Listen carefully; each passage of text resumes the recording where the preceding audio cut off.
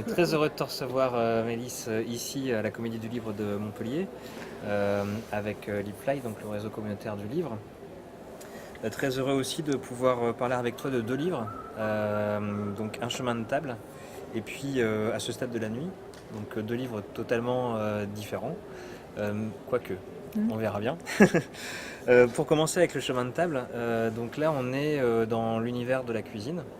On est avec Mauro, ou Mauro, je ne sais pas comment tu le prononces, mais en tout cas j'ai envie de le dire comme ça, Mauro. Un parcours, une formation, mais c'est aussi un parcours initiatique finalement à travers les aliments, à travers ce que représente la cuisine, et ce que peut représenter une passion par rapport à la raison, qui est la passion qui se transforme en acte. Et on voit bien comment ce personnage, parce que c'est quand même de l'écriture, donc on peut peut-être parler de personnage, quoique, ce personnage passe de l'un à l'autre et découvre la réalité du métier, quoi. Donc déjà, est-ce que tu partages ce regard sur ce livre? Et puis ensuite, comment tu l'as croisé, ce Moreau, justement? Oui, oui, je partage le regard sur ce livre. Euh, c'est un texte qui se situe dans une collection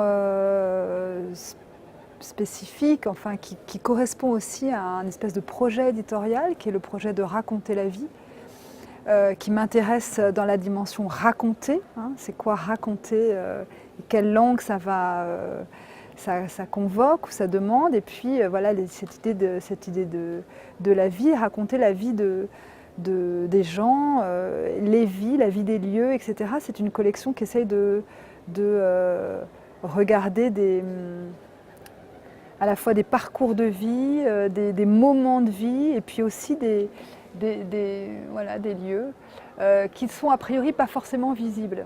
Moi, j'avais pas tellement d'intérêt pour le monde de la cuisine. C'était pas a priori un monde qui m'intéresse, mais c'est souvent le cas dans mon travail. Je vais pas forcément a priori vers ce qui m'intéresse. Je suis souvent en contre, en fait, même. Hein. Après, ce qui s'est passé, c'est que je me suis dit aussi que la cuisine était un monde très visible, avec la starification, la pipolisation des chefs, et puis le fait que les studios de télé soient devenus des cuisines, ou plutôt que les cuisines soient devenues des studios de télé. Et pourtant, j'ai eu voilà, l'intuition qu'il y avait quelque chose dans ce métier qui reconduit ce que tu dis, c'est-à-dire à la fois la passion, un geste absolu, un geste passionné, un geste de créateur, un geste qui regarde quand même vers une dimension artistique. Et puis aussi, ce qui moi m'intéresse beaucoup dans mon travail, ce que je regarde beaucoup, c'est-à-dire le travail, les gestes, la dimension très matérielle, très concrète, très quotidienne du travail. Et là, il y avait un peu les deux, c'est-à-dire à la fois la passion et en même temps l'aspect très quotidien de la cuisine, et j'ai eu envie de travailler là-dessus, en fait. Et Mauro, je le connaissais de loin, loin, loin. Je connaissais plutôt des gens qui le connaissaient. Et il se trouve que j'ai pu avoir des entretiens avec lui et construire ce qui reste malgré tout, à mes yeux, une fiction. C'est-à-dire que le jeu qu'il raconte est un jeu fictionnel, est un jeu qui me permet d'apparaître, de subjectiver aussi les choses, d'étendre un champ de langage, de ne pas rester forcément dans la chronique ou le reportage. Non pas que je pense, au contraire, je trouve ça très intéressant, mais moi j'avais envie, dans cette période, de continuer à rester dans la fiction. Alors, on parle beaucoup de documentation, Ouais. naissance d'un pont, réparer les vivants. On parle souvent de documentation. Moi, ce que j'ai vu dans Mauro particulièrement, enfin dans Le chemin de table plutôt, c'est ton œil finalement. Ouais. Et c'est la place de l'observation. Ouais. Alors, je voulais que tu reviennes un Oui. peu sur ça parce que Oui, voilà, c'est pas que lire des de livres. fait, je me suis. Mais la documentation, c'est jamais que lire des livres. Hein. Oui.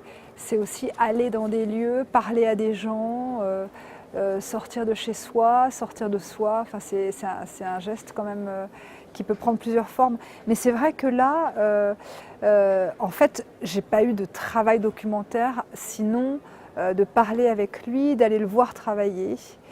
Et c'est vrai que l'écoutant et l'observant, j'ai occupé des postes qui me permettaient ensuite d'écrire. Et c'est vrai que c'est beaucoup plus une espèce de saisie, d'appréhension du texte par les sens. Ce que je peux en voir, ce que je peux en goûter, parce qu'à chaque fois que je parle à Mauro dans le texte, il me rend quelque chose à manger ou il me tend quelque chose à manger. Donc je lui parle, il me fait goûter. Donc il y a une espèce aussi de... il fait un peu d'une certaine manière presque mon éducation culinaire au fur et à mesure que lui devient cuisinier.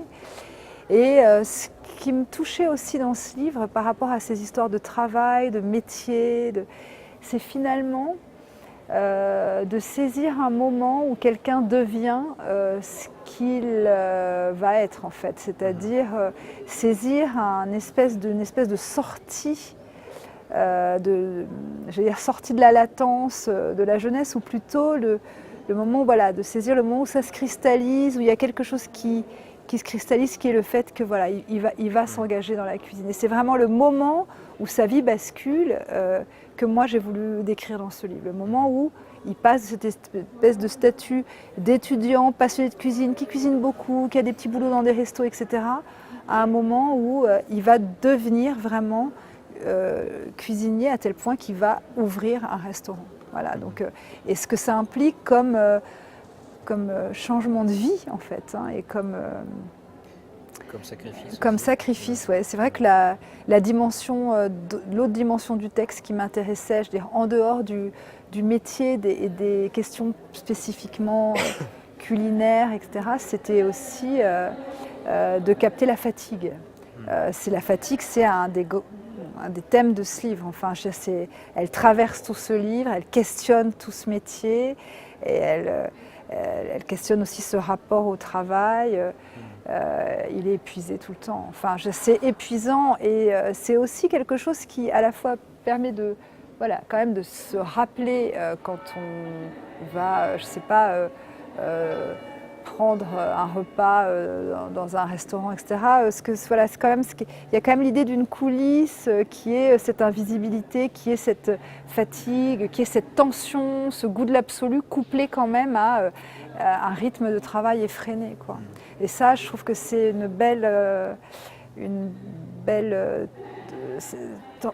tension, quoi, pour un texte. Alors on bascule peu à peu vers le deuxième texte, Ouais. Notamment sur le thème de la violence. Ouais. Parce que tu parles de fatigue, mais moi j'ai senti et j'ai trouvé dans ce texte vraiment une violence subie, une violence assumée aussi. Ouais. Je pense page 54 Ouais. par exemple. Non, voilà, page 50. Où Mauro exprime justement cette violence en disant que la plus grande violence de ce métier, c'est la cuisine, que la cuisine exige, qu'on lui donne sa vie, et peu après, il explique que finalement la violence la pire, c'est la violence que les cuisiniers eux-mêmes acceptent de subir. Bien sûr. Comme étant inhérent même au métier. Alors sur la violence, il y a une violence qui est celle des cuisines et qui est une violence objective. Je veux dire, il y a des délits de violence qui ont lieu en cuisine, notamment parce que c'est un monde extrêmement hiérarchisé et que parfois il y a une violence qui est subie du plus fort sur les plus faibles de manière à la fois mécanique et banale, et qui peut se traduire par des jets d'objets, des brûlures. Enfin voilà, c'est une violence physique. Il y a aussi une violence qui est de se faire houspiller en permanence, qui est à mon avis quelque chose de lancinant, qui est encore plus difficile.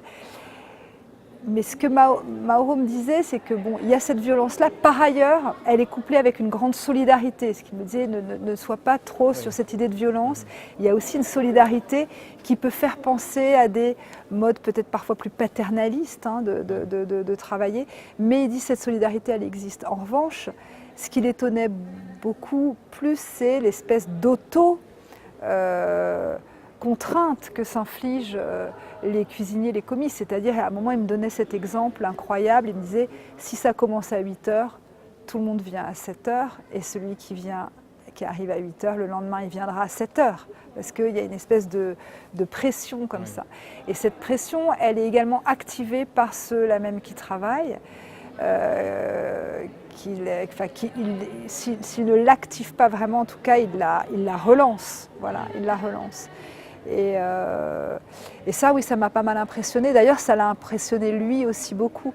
Le fait que tant de création, tant d'inventivité sur un métier qui est entièrement finalement situé dans le corps et dans le fait de espèce de jouissance du goût, de l'odorat, de la vue, quelque chose qui devrait en permanence les rehausser, exaucer le corps humain, ça soit en même temps un lieu de tant de violence, parfois, et d'agressivité. Voilà. Donc c'est un paradoxe qui est vraiment intéressant, je trouve, dans la cuisine. Justement, on sent bien la tendresse qu'il y a autour du personnage de Mauro et cette violence qu'il subit. Et j'ai trouvé des accents qui ressemblaient aussi à Tangente vers l'Est, où on a aussi un personnage comme ça central. De jeune homme, ouais. Voilà, exactement. Ouais, tout à fait. Ouais. Ouais. Et cette violence, on la trouve bien sûr dans cet autre texte, à ce stade de la nuit. Alors peut-être que tu peux reparler de... qui est une autre commande, en fait.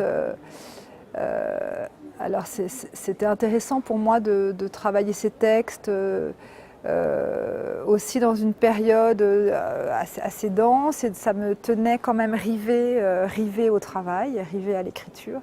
Ce texte-là, il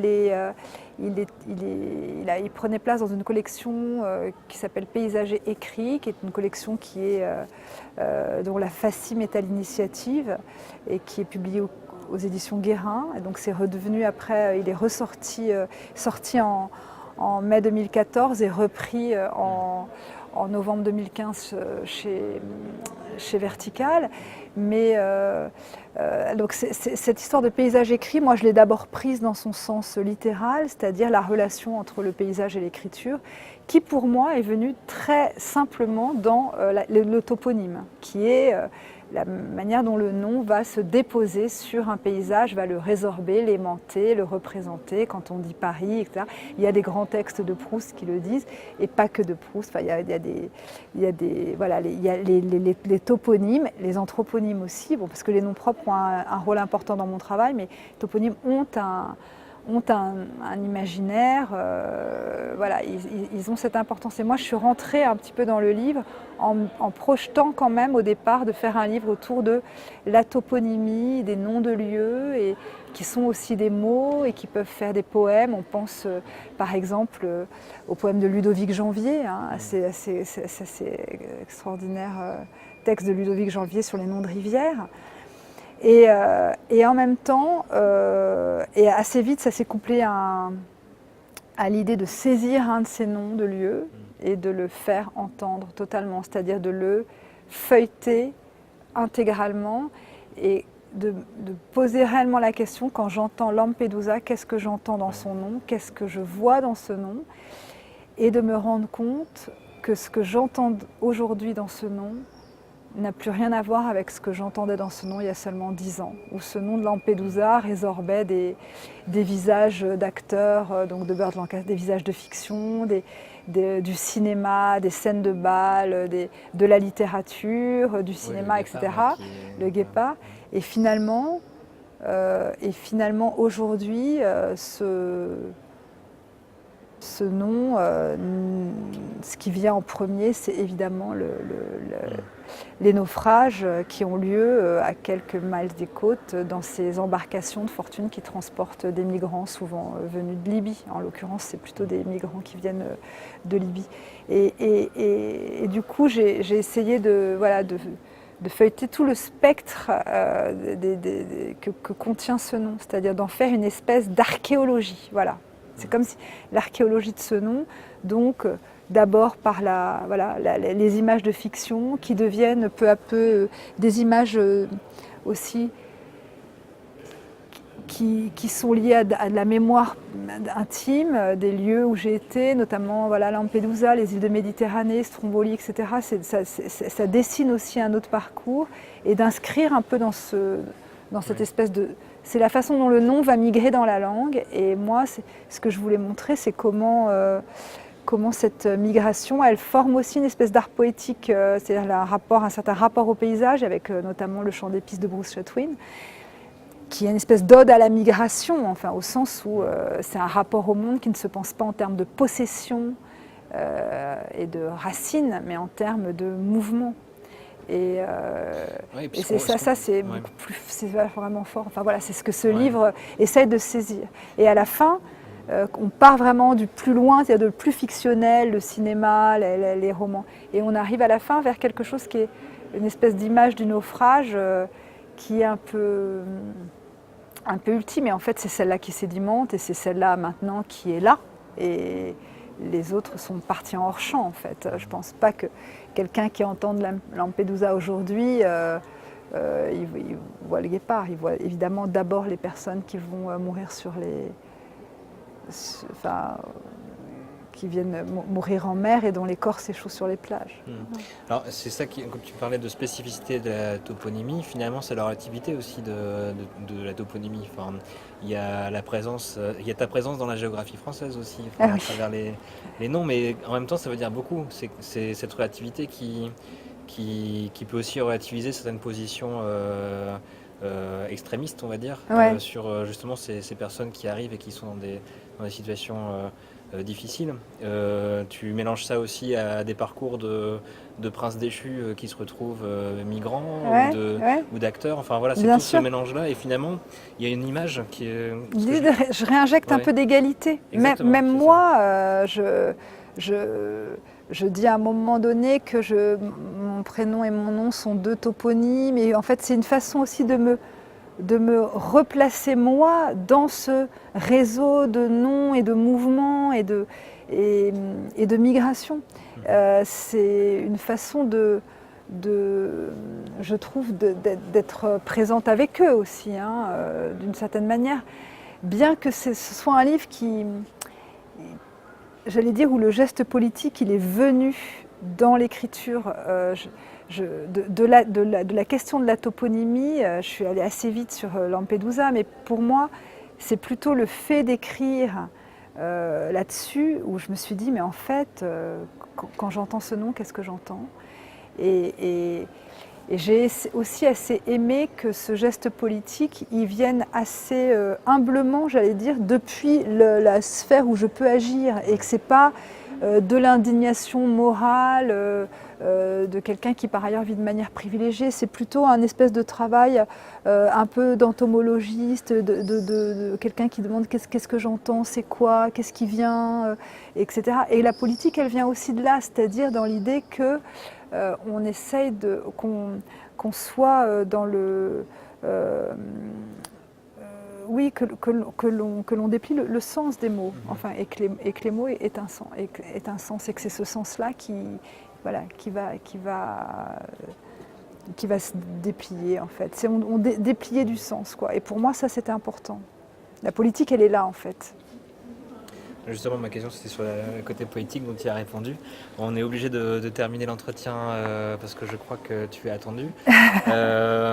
Merci en tout cas d'avoir répondu aux questions. J'ai juste une dernière question, cela dit, à te poser. C'est quel est un livre que tu pourrais proposer à des gens qui ont vu l'entretien et un livre que tu as vraiment marqué? Il y a un très beau livre que j'ai lu et dont on n'a pas parlé tellement, je crois, qui est un livre qui s'appelle 75, donc c'est 2 chiffres. D'Anna Louise Milne. Et c'est un livre absolument... Je pense que c'est un grand livre. Je pense que c'est un livre assez merveilleux, qui est écrit par une femme qui au départ est écossaise et qui écrit en français dans une langue sublime. Et qui est l'histoire d'une rue. En fait, qui est l'histoire d'une rue, une rue dans le 20e à Paris. Et c'est une rue qui est en train d'être reconfigurée, d'être démolie. On en détruit un bout, on en reconstruit un autre bout. Et c'est cette femme, elle arpente cette rue et elle en saisit absolument toute la mémoire. Et puis en même temps, c'est à la fois un livre qui regarde vers l'architecture, l'urbanisme, justement la manière dont on peut vivre aux franges d'une grande ville, dans un quartier violent et pauvre, et en même temps c'est un livre qui est tout entier tissé dans la littérature, c'est-à-dire on peut croiser Beckett par exemple. C'est C'est un livre d'une grande intelligence qui arrive à tisser, à composer voilà, une espèce de chant pour une rue de Paris qui ne sera plus jamais celle qu'elle a été, qui est aussi un livre d'ailleurs très, très fort sur la mémoire des lieux et sur l'archive. C'est très très passionnant. Et en plus, c'est aussi un livre qui catalyse plein de matériaux dans la photo, dans la littérature, dans la poésie, etc. C'est un livre magnifique. Anna-Louise Milne, 75. Voilà, en chiffres. Merci beaucoup. Au revoir. Au revoir.